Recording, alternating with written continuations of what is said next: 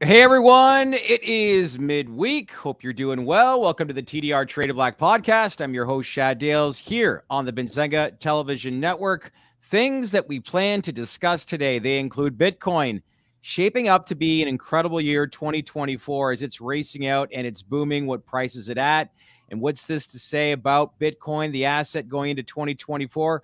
Our crypto expert, Anthony Varrell, will break it down as to why it's moving and the reason why you should watch this podcast as well here today, 6 governors are pushing President Joe Biden to reschedule Cannabis for the end of the year. Will it happen in that time frame? Who knows? But let's find out as we welcome in TDR lead financial writer Benjamin A. Smith and TDR millennial entrepreneur Anthony Varrell. Good day, guys. And back to the usual with the hoodies and T-shirts.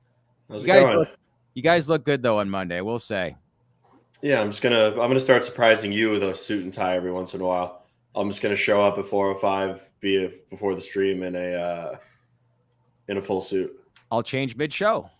I'm just glad to get my normal voice back. Few of you people said Shad is high as a kite in that podcast, and they also said it's pretty much unwatchable with that voice. So goodbye, Ron Burgundy's voice. I'll bring back my normal voice. But Shad, I got to give you credit for actually trying that because not a lot of people would actually do that, and you actually did a commendable job. So you think? Yeah, I think at least we have honest followers. Yeah.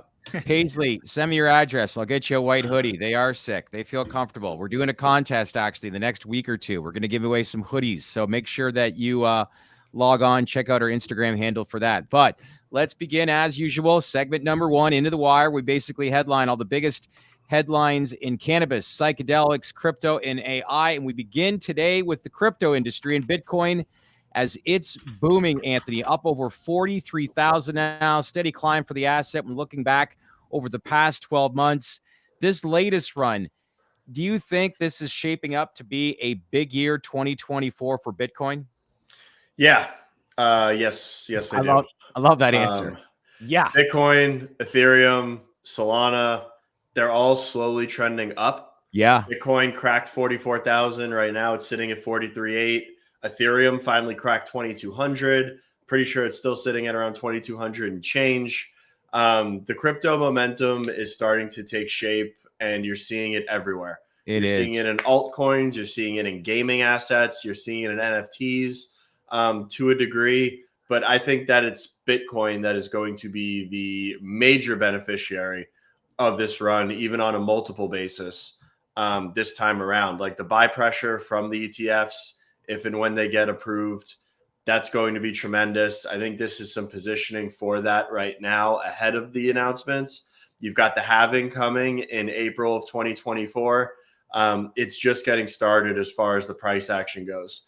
Now, I wanted this to be a positive segment on the show today when I was writing my show notes. And since then, Jamie Dimon has been circulating on a Senate panel that he was on today, saying that if he was in government, he would shut down Bitcoin and crypto effective immediately.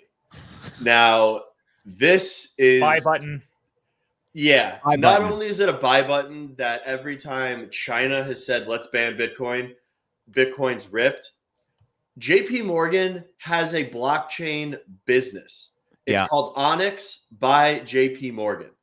So JP Morgan and Jamie Dimon obviously believe in blockchain. They just want control over the entire sector, and they don't want you to be able to pick what blockchain you're on, or what or how you are performing commerce around the digital web. Now, sorry, just to add to that, Anthony. Sorry to cut you off. About a couple weeks ago, JP Morgan analysts came out and said basically that there could be sell pressure based on grayscale and the ETF and all that. It could be a good time to sell. And they've been saying that the whole way up. And, when it was at 25,000, sell now. Like, don't get me wrong. Like, I respect differing opinions. I respect people that are a lot smarter than me and are a lot richer than me, which obviously he is. But just to say this is so blatantly ignorant and stupid that it was just egregious. Like, JP Morgan has been fined, I think $37 billion in the last 5 years from regulators. And the only reason why they've been incurring those fines is because they don't give a shit about the rules. they're making so much money that they can do this nefarious activity, break the rules, pay the fines, and net still be big in the positive. I think the biggest thing for One of these the guys, arguments for banning crypto was it's used by terrorists, drug dealers, and money laundering. yeah, Which, if you were to look at terrorists, drug dealers, and money launderers, the most popular medium for money laundering on the planet is the US dollar. It's not Bitcoin. Like it was just completely disingenuous, almost like he's trying to create FUD. It's ridiculous. the stuff that he could say 20, 30 years ago, you cannot get away with today. Absolutely not. People No. see right through it. And, time will tell. And he's already revealing his cards just by opening up his mouth a lot of the times. But yeah, interesting stuff to say the least. But those are some valid points. Mitch, can we get a China? Can we get a China? And give me some China sound effects right now, buddy. China. China. Where's the Donald Trump one that you posted the other day? Anyway, Ben, what were you saying? Yeah, I was saying even that argument could have even been valid, say, 2015 or so, with the Silk Road and things like that. Originally, in its early growth stage, Bitcoin was used by terrorist networks and illicit networks to as a currency. So that was actually valid, but nowadays not really anymore. I mean, you have public exchanges in Coinbase, which is doing very well, by the way. You have all these different companies that allow the facilitation of these cryptocurrencies. So this is like a 2015 argument, not a today argument. Yeah. And one of the last, it's also very important to remember, one of the last existential threats to the entire crypto ecosystem was Binance. Binance finally got slapped on the wrist with a $4 billion fine. CZ is now facing charges from the DOJ.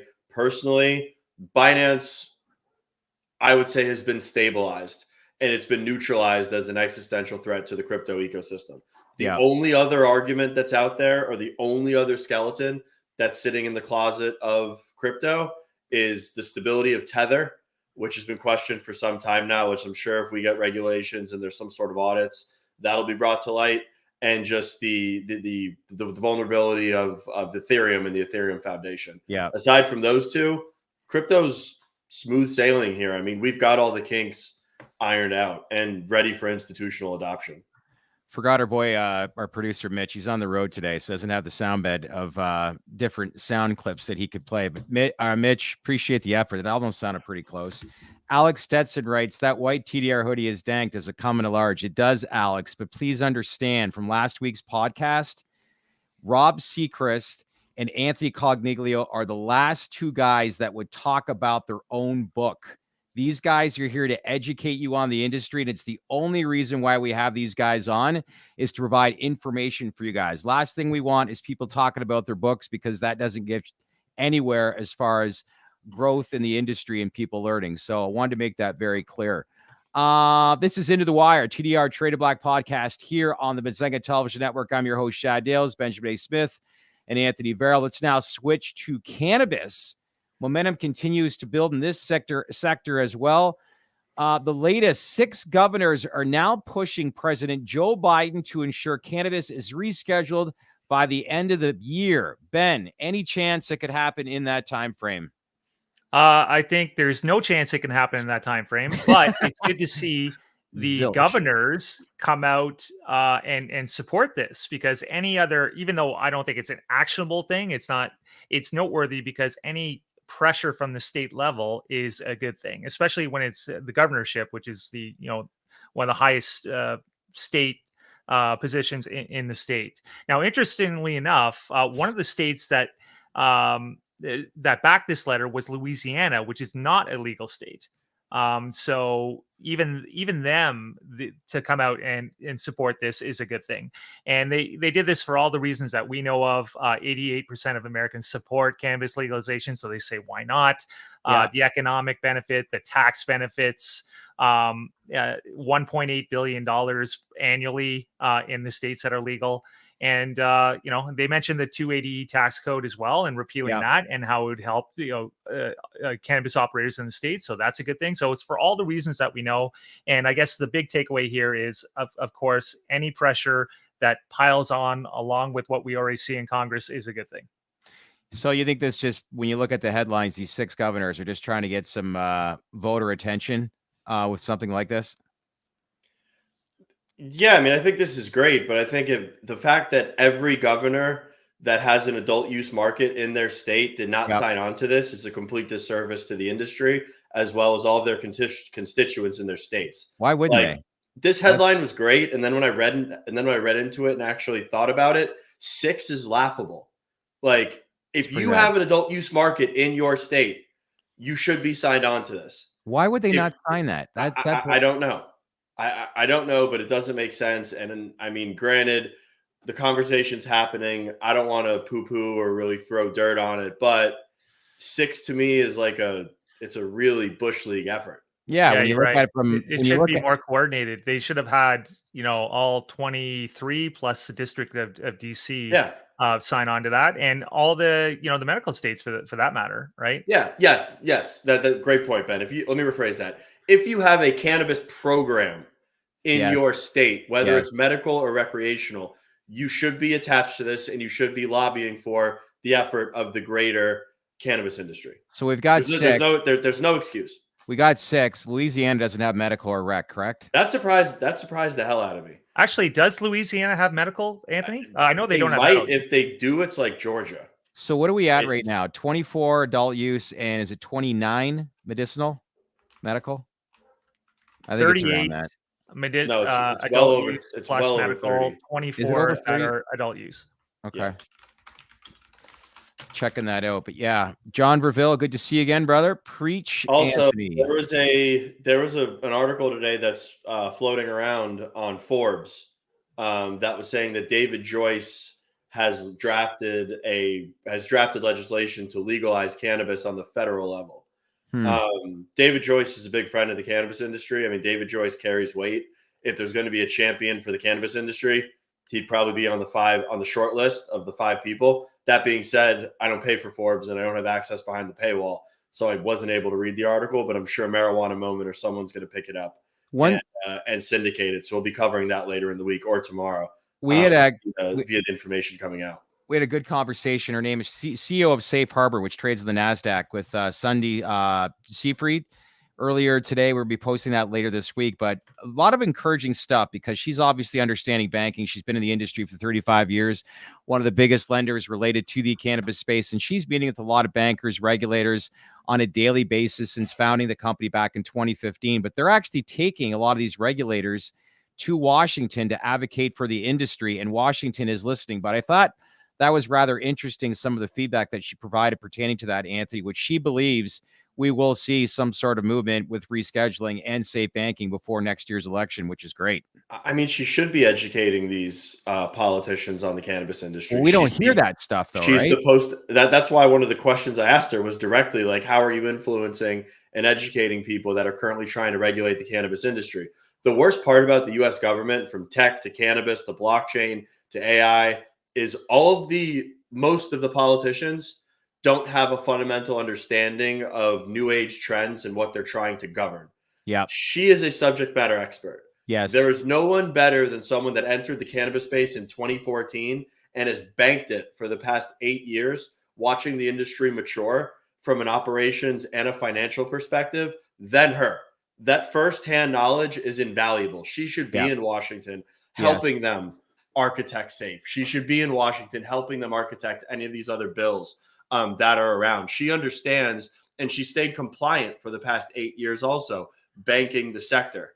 It was a great interview. She was awesome to speak to. And yes, she should be in the front lines speaking and educating on exactly what's going on. There's a reason why she's one of the keynote speakers at MJ Biz. So when we post that, I really want everybody that's watching this today to watch that podcast, because if you want to learn about banking and lending when rescheduling were to happen, how it'll change, but some of the things that are going to be required, even when the announcement's made, listen to her very closely. She's a wealth of knowledge, to say the least. Ben, I saw you wanted to say something. No, I'm saying I think we need like a new banking spokesperson from the financial realm after what happened during that testimony a few months back, where it was completely unprepared. I forget the name of the organization off the top of my head, but that testimony did not do anything for, and everybody was questioning it afterwards. That Dama Financial bot exactly. for the safe. Yeah, that was terrible. That was absolutely terrible. If anyone's going to be a spokesperson for the cannabis industry from a financial perspective, she would make the short list. Yeah. We can't have that again. Of people that should have a voice in representing the industry to what's right and what's going to actually work, not what someone thinks is going to be able to be implemented and work. One thing she did touch on too, we heard last week that it's going to take federal legalization for major credit cards to finally jump into this space. She believes that one will actually step in right away, even before federal legalization. So I think if one jumps in, that's great. That's a huge step in the right direction. All you need is one. If Amex, MasterCard, Visa, Capital one of them decide to jump in, 4 to 6 months goes by, there's no inquiries, there's no penalties, everything's actually working, the other ones are going to follow suit. Absolutely. Paisley writes, will the HHS letter be made public before December 12th? You guys want to comment on that? No. Okay. Is that the redacted letter that you're talking about? Yeah. It's a further redacted letter. No. I highly doubt it. Preposterous to begin with. Like, why redact, something like that? Like, it's classified information. We already talked about that, but I wouldn't assume so, no. Seth Jacobs, we'll get into that in a bit. Shout out to Jason Wild today. Yes, man pulled out his wallet and started buying again today. So that's great to see. John Reville writes, we know it's not MasterCard going to be the first credit card in. It's not going to be MasterCard. Definitely not going to be Amex either. If I had to guess, it's probably going to be Visa. Yeah. This is Into the Wire. We basically outline all the biggest headlines in cannabis psychedelics here on the TDR Traded Black podcast here on the Benzinga Television Network. I'm your host, Shad Dales, Benjamin A. Smith, Anthony Varrell. We switch now to our third headline here in Into the Wire in cannabis. And things looking bright for the industry, according to analyst Pablo Zuenich and Associates. They began initiating coverage on two financial firms this week. They include both Chicago Atlantic and a friend of the podcast, Anthony Caniglio, and his company, New Lake Capital Partners, which is clearly encouraging to hear, Anthony. So break it down as to what they're seeing that's giving them, I guess, a positive opinion on the two companies. Yeah, so Pablo had a positive report. As much of the stuff that he does on the sector is firmly positive. I was surprised to see that it was refi and NLCP as I started to read into it. He's overweight on both the names. He's bullish, obviously, on the sector's outlook for the next 4 or 5 years.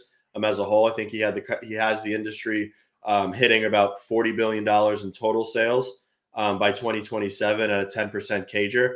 On an annualized basis. Those are nice numbers for a growth industry.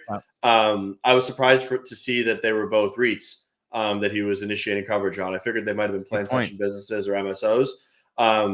This was interesting. It kind of parlays into what I said, I think, last Friday about if you're going to take the risk of investing in cannabis and if you're going to want to build a portfolio that's going to be able to withstand any shocks of regulatory headwind risk, having one of these REITs and getting paid in the meantime is probably a decent strategy as far as portfolio construction goes. IPR, for instance, trades at about a 22% premium to NAV. Refi, which was one of the issuers that he initiated coverage on, trades at par, while NLCP trades at 30% discount to NAV, primarily due to them being on the OTC and having a dislocation from a capital markets perspective.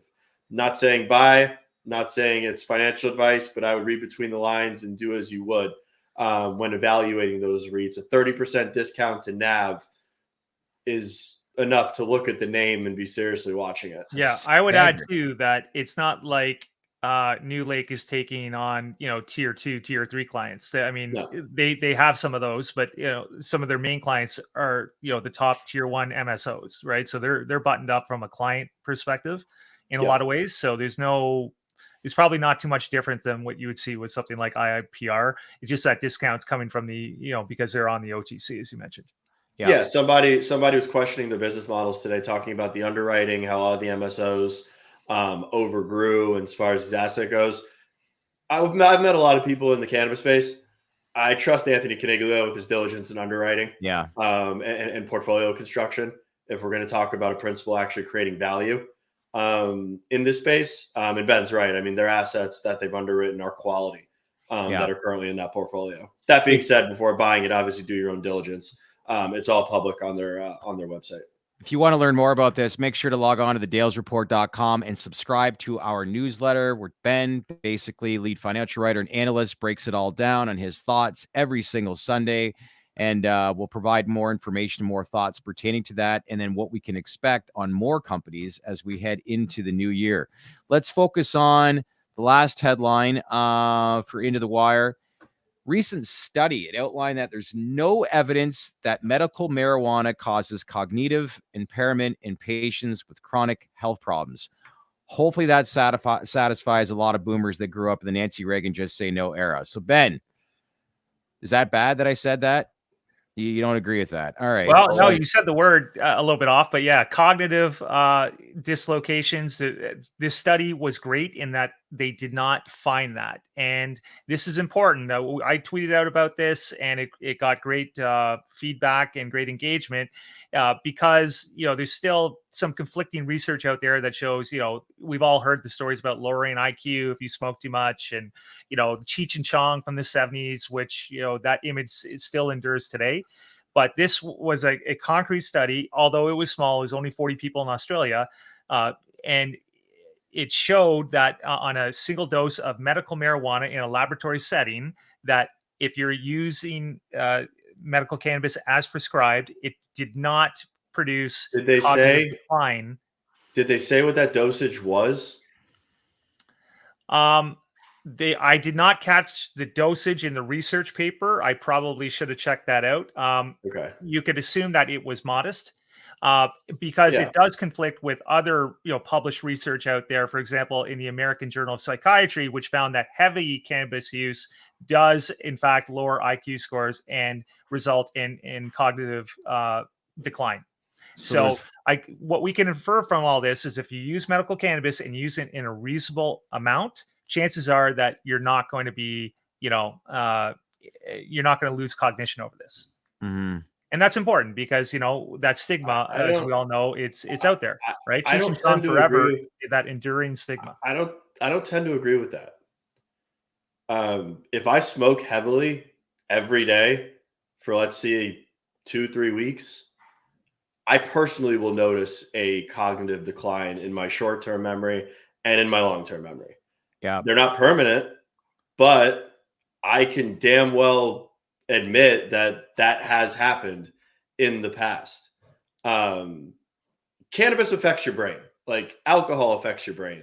Like, we can't be blind to these things thinking that they're not going to have any sort of side effects. Yeah, but I think they're mind-altering substances. Of course, but I think the study's not talking about extreme. I think this is just not even extreme. If you were to smoke every day a modest amount, not guarantee you, but you'll start to develop some sort of cognitive decline in the short term.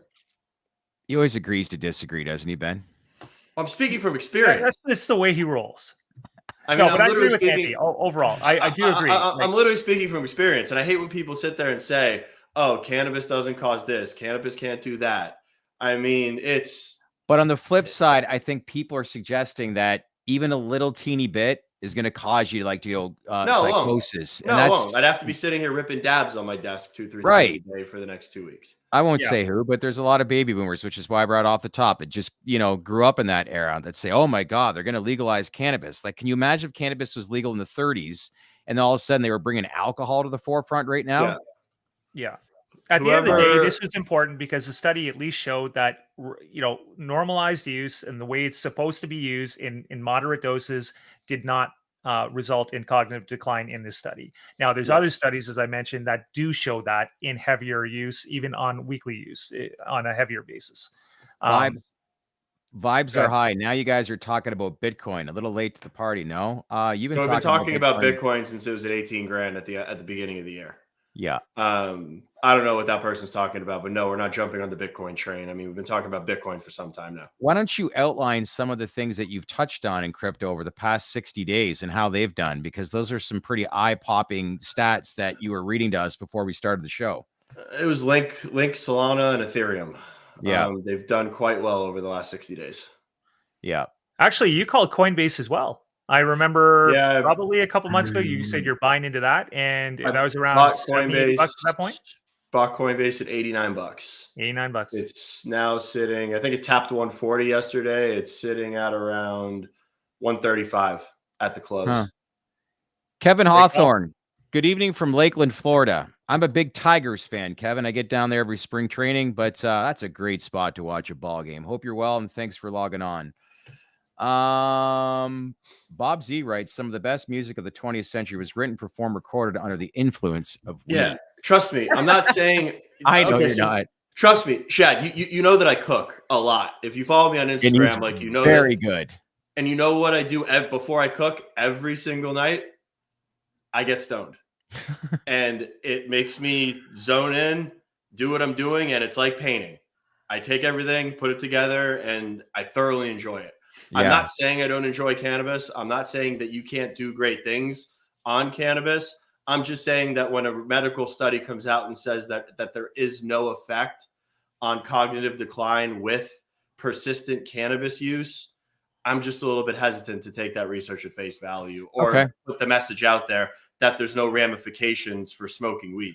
I love smoking weed. You bring up another good point, Anthony, is you seem to use it as something somewhat of a stimulant, and I do too. I'm not an everyday user, but I use it as a stimulant, and that's far from the iconic images of Cheech and Chong getting stoned, doing ripping bongs in their car, in their Beetle or whatever. Like, I don't think cannabis gets enough recognition for being actually a really good stimulant in lower doses. And you can actually use that to read, to stay up, keep me awake, for things like that, as opposed to, just getting, ripped out of your mind and then laughing at whatever. Yeah. I mean, I don't use it for that. I use it most of the time because it levels me out, because my brain's usually moving 1,000,000 miles an hour. But as an effect of leveling me out, like, I can go run 5 miles. I can go to the gym. Smoking weed doesn't make me sit on the couch. Like, I wouldn't use it if that's what it was. Yeah. Me as well. Absolutely agree with you, Dave Green. If you eat McDonald's every day, your mind is altered as well. 100%. All in moderation in life. But good little topic, good little debate. I didn't think this would have much legs, but actually this is the most talked about headline here today. But anyway, that wraps up Into the Wire. We basically outlined the latest headlines in cannabis, psychedelics, crypto, and AI. Let's now switch to segment number 2 here in the TDR Traded Black podcast here on the Benzinga Television Network, and it is the Daily Movers. And we begin with the company that you're very familiar with, Anthony, Air Wellness. What are you seeing? I'm seeing it's up 116% in the past month. I mean, the stock's on a tear. It's up 37. It's up 37% in the last 5 days. I didn't get back in the name after I got out of it. I got greedy and was thinking it was going to dip. But I mean, Viridian Capital, Pablo, everyone has Air as this massive target with massive upside. I think that the markets and that investors are starting to take notice. People are buying this name and thinking that 280E goes away and we get some regulatory reform. This name is really going to have its day in the sun, especially paired with Florida adult use. I'm very excited to interview David on Friday. Yes, and get that podcast out next week. But yeah, the name needs recognition, and I think it should be on everybody's radar because it's consistently moving to the upside. Really reels. Give us another comment. I'm like the only person on the planet who doesn't like Air. Give us another comment as to why. We'll be happy to discuss that. I don't think you have to like it. I don't think you have to dislike it. I think you just need to look at the chart and look at the price action and see how cannabis stocks usually perform. Yeah. And there's no doubting that the stock is in a serious uptrend and that the market is saying that it is not valued where it is right now. We touched on this, all of us, 4 weeks ago, just the way things were shaping up towards the end of the calendar year. And if we do indeed see rescheduling, that history will repeat itself. And a lot of the stocks that were heavily shorted back in September probably are going to move again. while the bigger ones will move, but eventually they'll have their day in the sun, probably in a 12 to 18 months once more institutions step in. Do you guys still agree with that? I do. And I think Rills has Yeah. a point. He says he's not looking past 280E, but he'd rather pick Cresco, Green Thumb, or Verano. Yeah. You can't make an argument to buy air over any of those names, is in my personal opinion. Yeah. Even though you do think it has the upside, 280 doesn't happen, and they're not the beneficiaries of any of these catalysts. They're in trouble. The other three are smooth sailing. Yeah, really reals. Yep, I see what you're saying. Fair, but if I'm looking past 280E, then I'm picking Cresco or Green Thumb or Verano. Great companies, to say the least. February 2021, and Dave Green writes, remember this day, guys? Air was at $39.95. Yeah, that was in a mania shortly after it went public. The three of us in Vegas a couple years ago. That was January. Yeah, he's spot on. February 2021. But I mean, all of the cannabis stocks were grossly. You can't say they're grossly overvalued, but the charts were insane. Yeah. Not that being said, I mean, I don't think that past price is any indicator of future performance. Air was also a SPAC, so they had an extremely thin float. Like there was nothing. I mean, I remember the spread was 30-40 cents easy for the first few months when it came out. I think it came out at like $24. Yeah. Yeah. And you might have like a 24 bid, 24.40 ask. Like you almost could not get into it in the beginning. And their chairman, Jonathan Sandelman, he bought Pablo Escobar's old house in Miami. I think it was valued around $30 or $35 million. But would you know where Pablo Escobar's old house is in Miami? If I had to guess, it's in Coconut Grove or Coral Gables. Huh. All right, next up, let's switch now to, do you want to touch on MSOs, Ben? I know it's always good to touch on MSOs and how it performed today. Yeah, that's the one I'm following the most in the absence of like specific cannabis news right now with the specific operators, but really good price action today. I'm seeing it closed at $7.59. Yeah. Again, it had a nice sort of ramp right at the end of the day, and this is notable because the Nasdaq, which is so the de facto benchmark for all risk assets, and cannabis is very risky still. Emerging market, it declined. It went straight down into the close. So it was down a good 1.4, 1.5%, and yet MSOs was up almost 5% today. So that's the second time within the past week that it's had really good price action and in a bad macro environment. Of course, the first time being where it broke out of that 690 area resistance, which it had been tapping for 3-4 weeks, and it broke out of that. So I don't know if this portends well or if any sort of regulatory action is forthcoming, but it is good to see that price action is actually outperforming the market. Interesting. All right, next up, as I said earlier, Jason Wild, kudos to him today, buying his own stock. Terracin, you're looking at them, Anthony. Yeah, I mean, I was going to bring it up to give Jason kudos for buying his own stock. And yeah, I mean, I think the stock has been getting banged up here.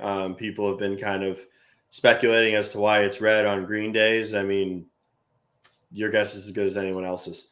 Granted, Jason's buying it. I think the underlying metrics of the business are good as per their last earnings report. I don't see any reason as to why those could be going down. Like I've said, I mean, it's a position of mine in my portfolio that I've had for some time now. I'll continue to hold it going into the future.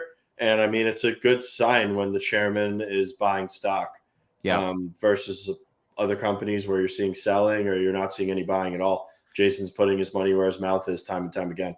Dave Green, Canopy owns 18% of Terracin. Indeed, they do. That is correct, Dave.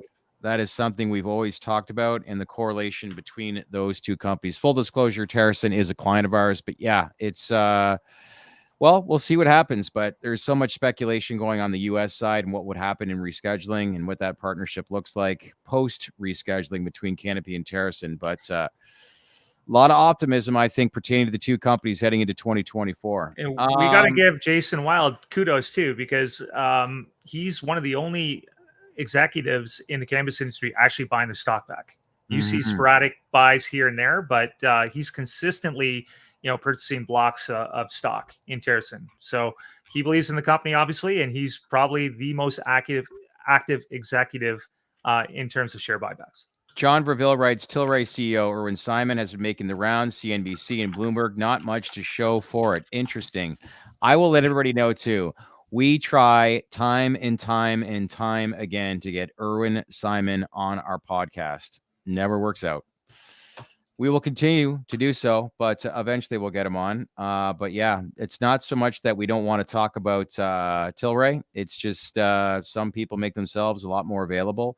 Let everybody know as well. We're trying to get Boris Jordan back on. I think it's been over a year since we had him on, gents. But he's so the DEA. This broke like 20 minutes ago, actually, when we started streaming. The DEA is signaling to Georgia pharmacies that despite state law, it is illegal for them to be dispensing marijuana. Interesting. Because they are DEA registered, which is a federal So that puts to bed some of your concerns that you were addressing or talking about or speculating on last month. Talking about pharmacies basically taking it over. Well, I mean, there's a lot to unpack here. I mean, not really correlated to that. More so, would the DEA be doing this if they knew Schedule 3 was imminent? I'm sure there'll be a lot more on this in the coming days. It sounds like they're trying to get something under their purview, right? Or organizations always tend to do that. They want to be able to control whatever outcome there is. John Verville, no questions for Zach George on SNDL buybacks. Do we not ask that question? If not, but then it gets hairy as the DEA, the DOJ cannot allocate resources to interfere with state medical marijuana laws.